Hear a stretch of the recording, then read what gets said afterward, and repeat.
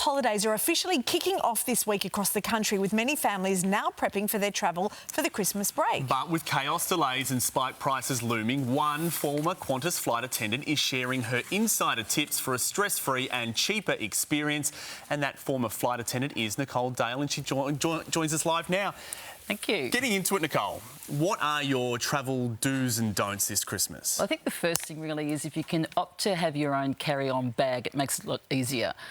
Allow extra time, because at all the time of the year, this is when it's going to be busy, it's chaotic, and it just sort of like de-stresses the whole situation. So if you can do that, that's a great thing. Check in online, do as much before you get to the airport. That makes a difference. Also, you can sort of like plan a little plane picnic.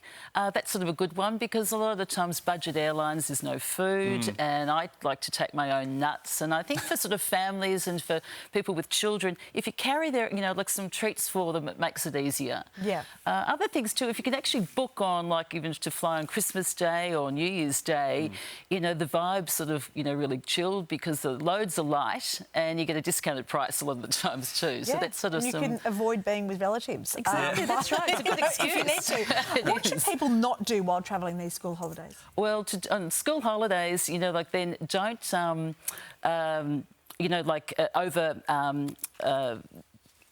you know, for that one, it's wrapping gifts in advance. So, you know, if you have your gifts there, you know, likely to go through security or customs, then they're going to unwrap it.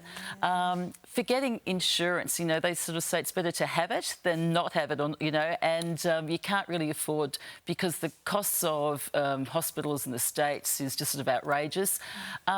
Packing your valuables, don't have them in the checked in. So, like, you know, mine, you got your jewellery and you sort of want to have that with you. Yeah. Or another thing is with medications. So, you know, say like your iMeds or something like that, you know, David, you want to have that with you, because the worst thing is you have it in your checked ones and that's the time when the bag's going to go missing. That's when it goes missing, that's when you lose exactly, it. that's right. Nicole, can we just lose this for a minute? Yes, yeah. Okay. Yeah. The Mile High Club.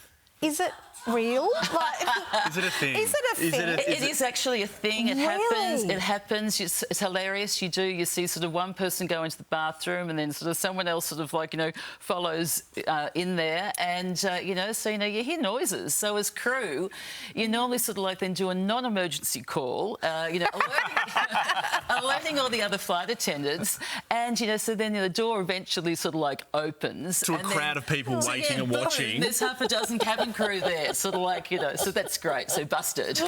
It happens. Wow. Yeah. It's very generous of you. Yeah, I think it's sort of something people want to do, Yeah. sort of like tick the box, you know. You don't rush them up though. You don't hurry them along. It depends. Yeah, It depends on the situation there. It just baffled me completely. I don't believe that. I don't believe that. The logistics of it. I still don't believe that.